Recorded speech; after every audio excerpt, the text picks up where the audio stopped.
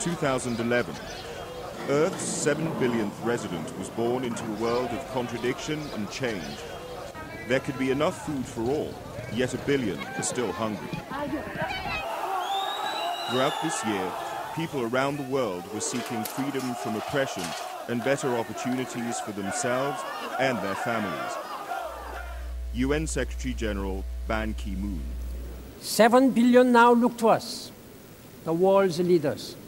They need solutions. They demand leadership. They want us to act, saving our planet, lifting people out of poverty, advancing economic growth. These are one and the same fight. In Libya, Colonel Gaddafi's security forces began systematically shooting at peaceful protesters. More than 600,000 people fled the fighting and chaos, and Ban Ki-moon urged the international community to ensure the protection of civilians. I have spoken out bluntly and repeatedly. The violence must stop. In March, the Security Council adopted a resolution with 10 yes and 5 abstentions to take all necessary measures to prevent further attacks and the loss of innocent lives in Libya. Susan Rice, permanent representative of the United States. The Security Council has authorized the use of force, including enforcement of a no-fly zone, to protect civilians and civilian areas. Soon, NATO began a bombing campaign.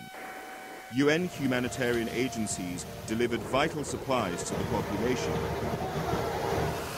With casualty numbers rising, Russia's ambassador Vitaly Turkin voiced his concern. Any act going beyond the mandate or any disproportionate use of force is unacceptable. In October, Libyans greeted the death of the dictator with celebratory gunfire.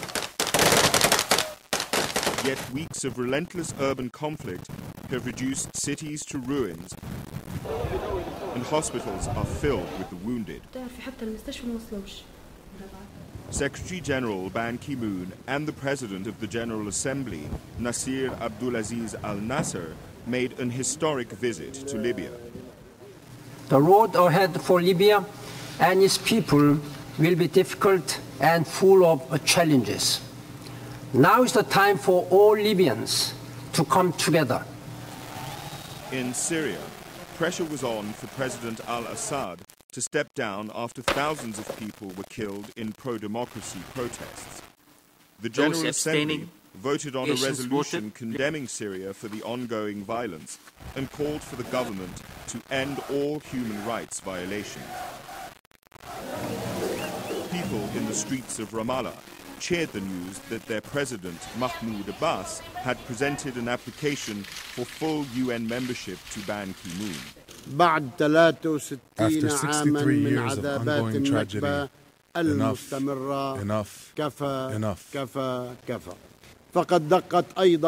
time has come for the Palestinian Spring, the time for independence. Israeli Prime Minister Benjamin Netanyahu. We have to stop negotiating about the negotiations. Let's just get on with it. Let's negotiate peace.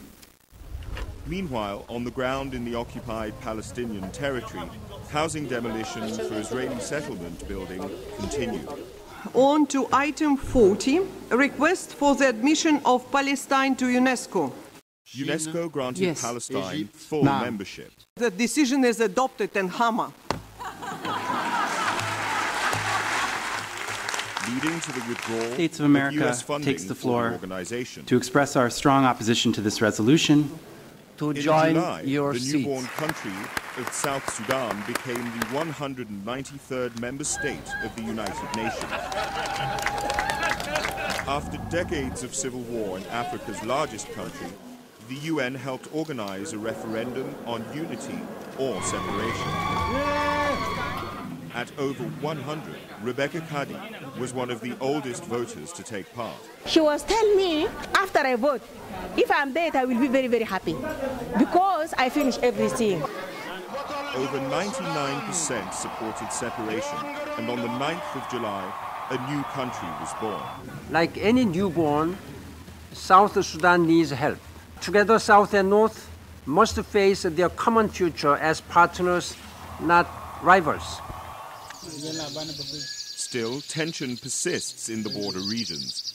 4,200 Ethiopian troops were authorized by the Security Council to provide the much-needed peacekeeping force.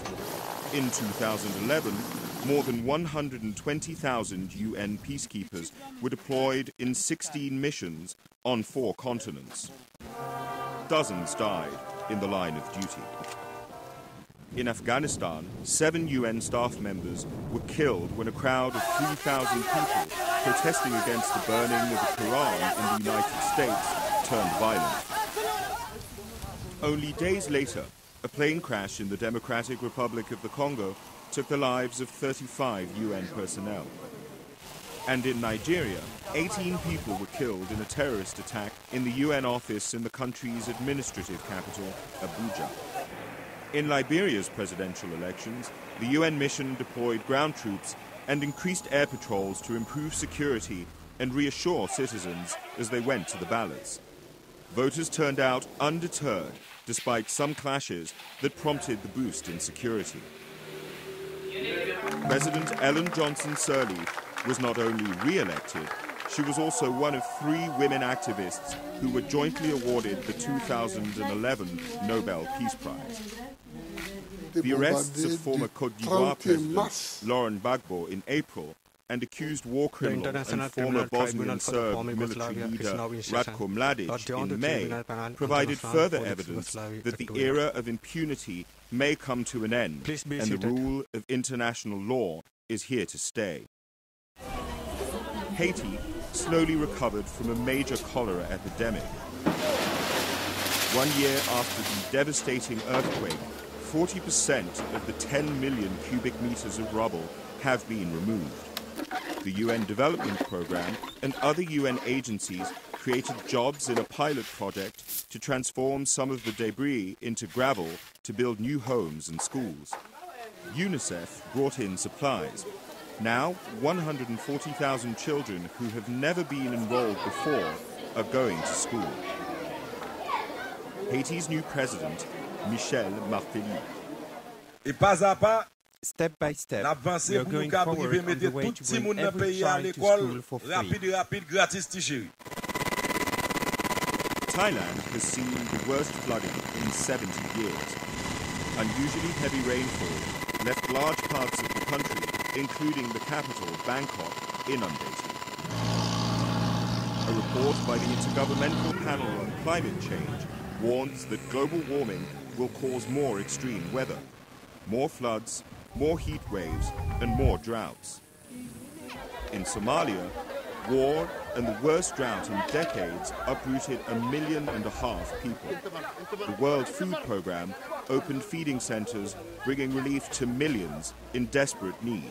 Executive Director, Josette Sheeran. It's very dangerous and risky, but we have to reach people.